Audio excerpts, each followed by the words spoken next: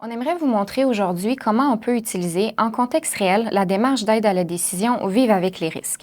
On va vous présenter le cas de Gilles, avec qui on a utilisé la démarche car on a été préoccupé qu'il soit à risque de malnutrition. La démarche nous a beaucoup aidé à structurer les discussions et à mieux comprendre l'ensemble de la situation. On voulait donc vous partager cet exemple concret en espérant que ça puisse aussi vous aider dans d'autres situations à risque. Gilles est un homme de 85 ans qui vit seul. Il a 3 enfants qui vivent tous en dehors de la ville. Ils sont très inquiets de l'état de santé de leur père, d'autant plus qu'il a l'air déprimé et qu'il semble avoir perdu du poids lors de leur appel vidéo. Quand ils l'ont questionné à ce sujet, Gilles leur a dit qu'il n'avait pas d'appétit. Le médecin de famille l'a récemment pesé et il a noté une perte de poids de 30 livres depuis le décès de sa conjointe il y a 6 mois. C'est l'épouse de Gilles qui préparait tous les repas, donc il ne sait pas comment cuisiner. Gilles dit qu'il n'a aucun intérêt pour la nourriture ni pour aucune de ses activités sociales antérieures. Il prend des médicaments antihypertenseurs et commence à avoir des vertiges lorsqu'il se lève de la position assise. Regardons comment la démarche Vivre avec les risques s'appliquerait à la situation de Gilles. Ces démarches consistent en une série de questions qui sont regroupées en 4 étapes pour nous aider à décortiquer et à comprendre la situation à risque. D'abord, quelles sont les situations qui posent un risque pour Gilles et qui est préoccupé? Ensuite, quel est le niveau de risque de Gilles? Est-ce qu'il s'agit d'une situation à faible, moyen ou haut risque? Les réponses à ces questions-là vont ensuite nous aider à comprendre ce qui peut être fait pour réduire ces préoccupations. Finalement, les fiches analytiques de la démarche vont nous aider à avoir une conversation sur les risques et les recommandations qui vont être proposées. Il peut s'agir de conversations avec la personne aînée, avec nos collègues cliniciens ou avec les proches de la personne aînée. La première étape est de comprendre quelles sont les situations à risque pour Gilles et qui est préoccupé. Ce que nous savons, c'est que chaque personne est préoccupée par quelque chose de différent, même entre cliniciens. Le fait de décomposer le risque en préoccupation, contexte, cause et conséquences, ça couvre à peu près tout ce que les cliniciens appellent le risque. Ça permet aussi de centrer la conversation, de la structurer et ainsi de réduire les conversations sans issue qui peuvent avoir lieu entre cliniciens puisque ça met tout le monde sur la même longueur d'onde. Ça aide donc les cliniciens à se concentrer sur la préoccupation réelle. La décomposition du risque permet également de mettre en lumière les recommandations potentielles. Donc, pour ce qui est de Gilles, quelle est la préoccupation et dans quel contexte ces préoccupations se produisent-elles? On est préoccupé par le fait que Gilles risque de souffrir de malnutrition. Ce risque nous préoccupe dans le contexte où c'était sa conjointe, maintenant décédée, qui préparait tous les repas. Dans ces diapos, on utilise la fiche analytique des situations à risque pour nous aider à suivre les 4 étapes pour analyser chacune des préoccupations. On voit ici la fiche analytique avec les réponses saisies pour l'étape 1A. La question suivante vise à comprendre qui est préoccupé. Les enfants de Gilles ont certainement exprimé leur inquiétude. Son médecin traitant et le clinicien qui travaille avec lui sont également préoccupés. Gilles, à ce stade-ci, lui, ne se sent pas préoccupé. Quand on remplit la fiche analytique des risques, on répond à la question qui est préoccupé en cochant la case à côté de la ou des personnes préoccupées. De mettre en évidence qui est préoccupé nous aide à comprendre où les opinions divergent. Ces démarches est d'autant plus utile quand il y a des divergences d'opinion. Dans ce cas-ci, les enfants de Gilles et le clinicien avaient le même niveau de préoccupation, mais Gilles, lui, n'était pas préoccupé par sa perte de poids. Quand il y a des différences d'opinion, il est important de comprendre pourquoi. Est-ce que c'est à cause de les divergences en termes de valeurs, de croyances, d'objectifs ou de capacités? Dans le cas de Gilles, il est toujours en deuil de sa conjointe. Il n'est pas conscient de l'impact de son deuil et peut-être même de son humeur dépressive sur sa santé et plus particulièrement sur son poids. Même si ses enfants lui ont fait part de leurs inquiétudes, Gilles a l'impression qu'ils sont surprotecteurs et trop préoccupés pour rien. Comprendre les causes de la préoccupation aide à mieux voir ce qui peut être fait pour y remédier. Dans le cas de Gilles, son risque de malnutrition est dû au fait qu'il a perdu son soutien social pour cuisiner. Non seulement sa conjointe faisait toute la cuisine, mais prendre un repas est une activité qu'ils faisaient ensemble pendant leurs 60 ans de mariage. Le risque de malnutrition de Gilles est aussi aggravé par son humeur dépressive causée par le deuil qu'il vit présentement et qu'il n'est pas encore résolu. On veut ensuite comprendre quelles sont les conséquences potentielles de notre préoccupation. Comme les conséquences potentielles de la malnutrition sont nombreuses, il est important de comprendre celles qui sont spécifiques à la malnutrition pour Gilles. Même si Gilles a déjà perdu 10 kilos, son indice de masse corporelle est légèrement inférieur à son poids idéal. La prévention de la malnutrition est plus efficace que son traitement. Donc, réduire les risques de malnutrition de Gilles serait un plan prudent car sans intervention, il pourrait continuer à perdre du poids, ce qui pourrait entraîner une détérioration de sa santé physique. Gilles est également étourdi, ce qui pourrait être dû à une diminution de son apport nutritionnel ou en liquide, ou encore à ses médicaments. Il risque donc de faire des chutes et de se déconditionner à cause d'une mobilité réduite due à la peur de tomber et d'une baisse d'énergie due à son humeur dépressive. La situation de Gilles montre à quel point certains de ces problèmes sont interreliés. Une fois qu'on a compris la préoccupation qui survient dans certains contextes, ainsi que ses causes et ses conséquences, on peut passer à l'étape 2, c'est-à-dire déterminer s'il s'agit d'une situation à faible, moyen ou haut risque. Comprendre le niveau du risque permet de définir le moment où il faut agir et la gravité de la situation. Une analyse commerciale du risque implique de prendre en compte deux facteurs, la probabilité et la gravité. Toutefois, en tant que clinicien travaillant auprès de personnes aînées, on doit considérer 8 facteurs dans notre analyse du risque. Il est important de préciser que la perception du risque peut différer d'un clinicien à l'autre, ainsi qu'entre les cliniciens, les personnes aînées et les proches. Donc, l'analyse qui sera faite du niveau de risque peut aussi être différente d'une personne à l'autre. Ce qu'un individu peut considérer comme un facteur de risque faible, une autre personne peut le considérer comme un facteur de risque élevé. Même si cette approche permet que l'évaluation du risque soit la plus objective possible, il va toujours rester une part de subjectivité dans la détermination du niveau de risque. Quand des différences apparaissent, il est toujours important d'en comprendre la raison et de se demander quelles valeurs, croyances, objectifs ou capacités sont à l'origine de ces différences-là. La première question à se poser est de déterminer si Gilles est apte à prendre des décisions concernant ses traitements médicaux. Rappelez-vous que les individus sont considérés aptes à moins qu'ils aient des raisons bien spécifiques de présumer le contraire. Dans le cas de Gilles, il n'y a pas d'inquiétude quant à sa capacité à prendre des décisions. Il est considéré apte à faire des choix concernant ses soins de santé. Donc, on peut dire que pour le facteur de l'aptitude à consentir, le risque est faible. Je suis d'accord. La question suivante est de savoir si la préoccupation est présente maintenant. Pour l'instant, Gilles n'est pas sous-alimenté, mais il est à risque de malnutrition et sans changement de sa situation, il y a une forte probabilité qu'il le devienne. À ce stade-ci, il pourrait être considéré à risque modéré sur le continuum de l'occurrence parce qu'il présente certainement des facteurs de risque de malnutrition. La prochaine question est de savoir si la préoccupation est fréquente. Dans cette situation, la préoccupation est la malnutrition et celle-ci est à un état constant. Est-ce que ça veut dire qu'il s'agirait d'une préoccupation dont la fréquence devrait être considérée comme quotidienne, donc dans le rouge? En fait, si Gilles était sous-alimenté, la fréquence serait quotidienne. Mais comme Gilles n'est pas sous-alimenté pour le moment, mais qu'il est plutôt à risque de malnutrition, il serait considéré comme étant à risque moyen sur le continuum de la fréquence. Tout à fait d'accord, car le risque est présent, mais non urgent. Le prochain facteur à considérer est la probabilité que Gilles souffre de malnutrition. Considérant ces facteurs de risque de malnutrition comme l'humeur dépressive, la perte de poids et l'absence d'appétit, et considérant aussi la perte de soutien social lors de l'alimentation depuis le décès de son épouse, comme la préparation des repas et le fait de manger avec une autre personne, Gilles risque fort probablement de devenir sous-alimenté et de subir les conséquences de la malnutrition. On qualifierait donc ce risque élevé sur le continuum de la probabilité. Regardons maintenant la prochaine question, c'est-à-dire où se situe Gilles sur le continuum de la gravité. Présentement, les conséquences de la malnutrition pour Gilles, comme l'humeur dépressive, la perte de poids et les vertiges, pourraient être considérées de niveau modéré. On espère qu'en les traitant de manière précoce, on pourra les empêcher de s'aggraver. le prochain facteur est l'imminence des conséquences.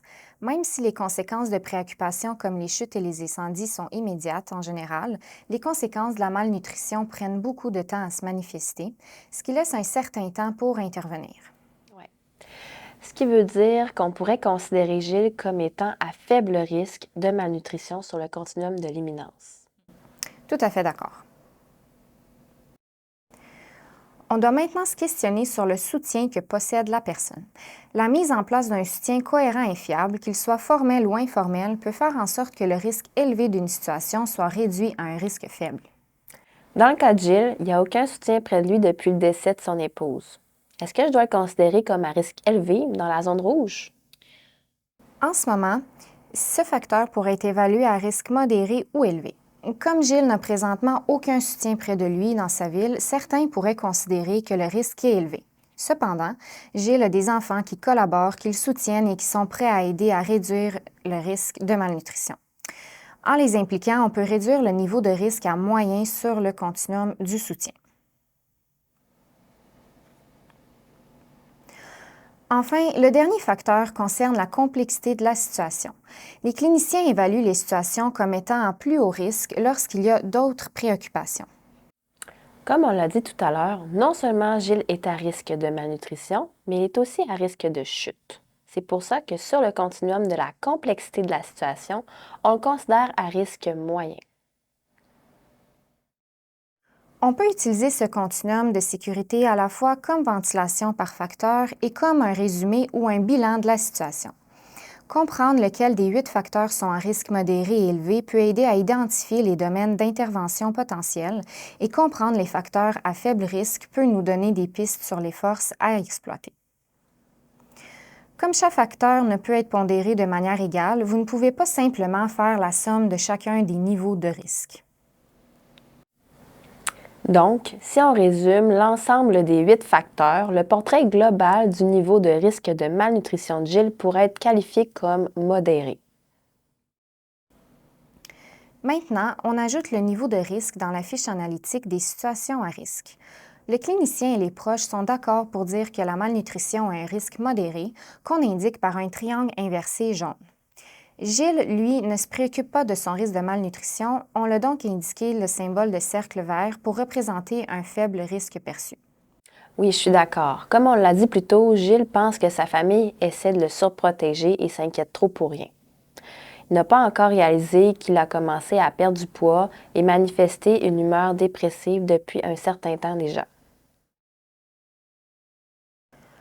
On arrive maintenant à l'étape 3 de la démarche. Que peut-on faire? Quand on élabore un plan de soins pour réduire un risque et ses conséquences potentielles, le plan de soins sera plus efficace s'il répond à ce que souhaite la personne aînée. Donc, pour réduire le risque de malnutrition chez Gilles, il faut comprendre ce que lui veut. Une fois qu'on a compris ce que Gilles veut, on va se concentrer sur les recommandations pour réduire la préoccupation en agissant sur le contexte, les causes et les conséquences. Les recommandations d'intervention peuvent impliquer de modifier, de remédier aux déficiences, d'optimiser la santé et d'exploiter les forces. En discutant avec Gilles de ce qu'il veut, il nous dit qu'il souhaite rester chez lui le plus longtemps possible parce qu'il aime sa maison et tous les souvenirs de son épouse qui y sont rattachés. Il évoque ressentir un sentiment de confort quand il est chez lui. Même s'il n'est pas préoccupé par la malnutrition et sa perte de poids, Gilles dit qu'il aimerait quand même se sentir mieux. Voyons d'abord s'il existe des recommandations potentielles qui pourraient être fournies en examinant la préoccupation et le contexte. Quand on considère la malnutrition comme une préoccupation, il est important de comprendre quel aspect de la nutrition est difficile pour la personne aînée. Est-ce que c'est d'obtenir de la nourriture, de préparer le repas? Est-ce une lacune au niveau de la qualité ou de la quantité de nutriments? Ou encore, est-ce dû à une difficulté avec sa mémoire? Pour Gilles, comme il mange moins, la qualité et la quantité de nutriments doivent être prises en compte. En ajoutant le contexte que son épouse préparait tous les repas, on pourrait recommander que Gilles apprenne à cuisiner, mais il a indiqué que cela ne l'intéressait pas. Donc, le fait qu'il a également perdu l'aspect social lié au fait de manger avec sa conjointe est aussi un facteur contextuel important à prendre en compte dans les recommandations. Nos recommandations doivent donc consister à améliorer la qualité et la quantité de ces nutriments en s'assurant qu'il y ait des repas déjà préparés. Regardons maintenant les causes. Comme le deuil de Gilles est une cause de son risque de malnutrition, ça va être important de recommander une évaluation et éventuellement une intervention pour sa santé mentale. Comment peut-on aider à lui apporter du soutien dans son deuil? Comment s'assurer que son deuil ne se transforme pas en dépression? Aussi, on veut que ses médicaments soient revus pour s'assurer qu'ils ne contribuent pas à aggraver son état de santé. Comprendre les conséquences permet également d'orienter les recommandations possibles. Dans le cas de Gilles, on va évaluer les conséquences physiques de son risque de malnutrition, c'est-à-dire une détérioration de son état de santé, des chutes et un déconditionnement. Pour ces conséquences potentielles, on pourrait recommander des interventions de prévention des chutes et prescrire des exercices. On pourrait aussi recommander d'augmenter la fréquence des visites chez son médecin traitant pour surveiller son poids et son humeur dépressive. Pour faire face aux conséquences émotionnelles associées à la malnutrition, on pourrait recommander d'augmenter sa socialisation pour ses repas. Une recommandation facile pour traiter les conséquences physiques de la malnutrition serait de recommander à Gilles de déménager dans une résidence pour personnes aînées où il pourrait recevoir des repas et avoir une vie sociale pendant qu'il mange. Il aurait aussi accès à des activités physiques. Par contre, Gilles ne veut pas quitter sa maison. Oui, il s'agit là d'un bon exemple de l'équilibre à trouver entre les conséquences physiques et émotionnelles d'une décision. Même si cette recommandation agirait sur les conséquences physiques de la malnutrition, elle augmenterait les conséquences émotionnelles négatives liées au fait de quitter le confort de sa maison. Quand on élabore des options de recommandation pour répondre à la préoccupation, on doit aussi tenir compte de ce qui peut être modifié. Pour Gilles, je peux faire des recommandations qui modifient le contexte en proposant un service de livraison de repas et une modification de son environnement social en recommandant d'augmenter le soutien social pendant les repas. Quand on développe un plan de soins, on veut aussi considérer ce qui peut être traité, optimisé et mis à profit. Par exemple, quels déficits peuvent être traités pour l'humeur de Gilles? On pourrait recommander une évaluation pour voir si un traitement est nécessaire pour le deuil ou la dépression. Qu'est-ce qu'on peut faire pour résoudre la préoccupation des étourdissements de Gilles? On recommande de revoir ses médicaments et de surveiller sa tension artérielle en position couchée et debout. D'accord. Est-ce qu'il y a des forces qui pourraient être mises à profit chez Gilles? Oui, d'abord, la cognition de Gilles n'est pas altérée, donc on peut tirer profit de cette force en étant capable d'avoir une conversation avec lui sur le rationnel et la raison d'être de nos recommandations. On peut aussi tirer profit de la motivation de Gilles à aller mieux et de sa motivation à rester à la maison en expliquant comment nos recommandations peuvent soutenir ces deux objectifs. On peut aussi tirer profit de la motivation de sa famille à s'impliquer pour aider Gilles en lui fournissant des conseils sur la façon dont elle peut être utile. Donc, si on poursuit la fiche analytique, qu'est-ce qu'on peut faire pour réduire le risque de malnutrition de Gilles? Pour répondre aux préoccupations concernant l'augmentation de la qualité et de la quantité des nutriments, Gilles a accepté de recevoir un service de livraison de repas à domicile au lieu d'être relocalisé dans une résidence pour personnes aînées. Pour remédier au manque de socialisation pendant les repas, Gilles a accepté d'inviter ses voisins à déjeuner une fois par semaine et chacun de ses enfants a accepté de lui rendre visite une fois par semaine, ce qui assure une présence 4 fois par semaine pour les prochains mois. Pour remédier à la cause de son humeur dépressive, Gilles a refusé d'être orienté en psychiatrie, mais a accepté de participer à un groupe de soutien aux personnes en deuil.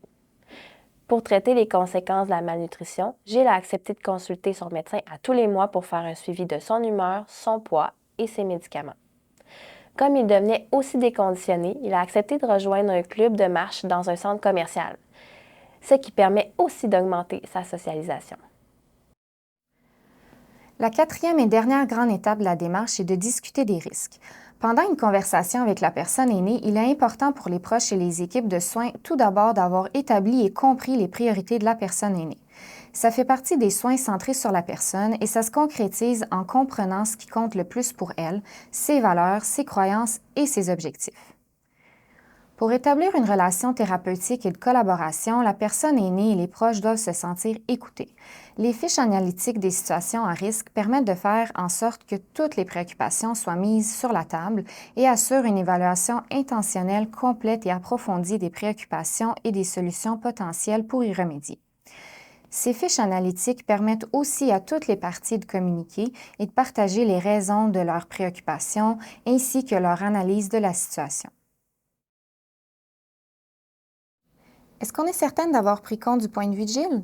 Oui, lors des conversations avec Gilles, on a appris ce qui était important pour lui et il a aussi été informé de ce qui nous préoccupait et pourquoi. Ces conversations nous ont permis de formuler des recommandations qui soutiennent les objectifs de Gilles, soit rester à la maison et se sentir mieux. On a aussi respecté le fait que Gilles n'est pas intéressé à apprendre à cuisiner, mais qu'il est prêt à commander des repas préparés. Il ne veut pas voir un psychiatre car il pense que seuls les fous le font, mais il reconnaît que son deuil peut avoir un impact sur sa vie et il est prêt à chercher du soutien auprès de groupes d'entraide sur le deuil et de son médecin traitant en qui il a confiance. C'est un très bon exemple de la façon dont les recommandations qui visent à réduire le risque de la préoccupation et le risque des conséquences ont été négociées entre le clinicien et la personne aînée.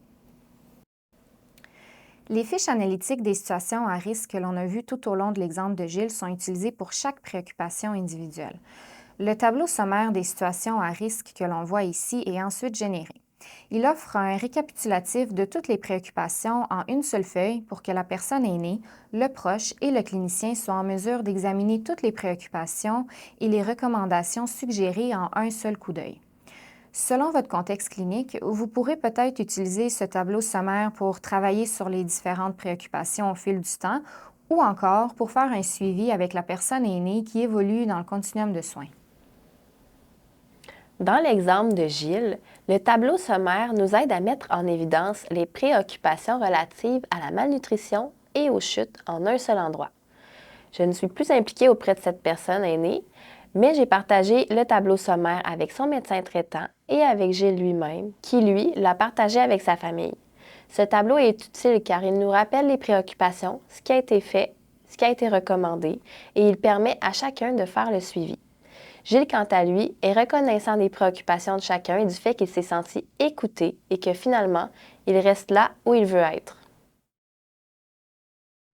Merci beaucoup de nous avoir suivis tout au long de l'évaluation du risque de malnutrition de Gilles. On espère que cet exemple concret vous permettra d'utiliser la démarche Vivre avec les risques pour aider plusieurs autres personnes, quelle que soit la situation à risque. Si vous avez besoin d'informations supplémentaires, n'hésitez pas à contacter la professeure Véronique Provencher à l'adresse qui figure à l'écran. Merci pour votre écoute et bonne journée!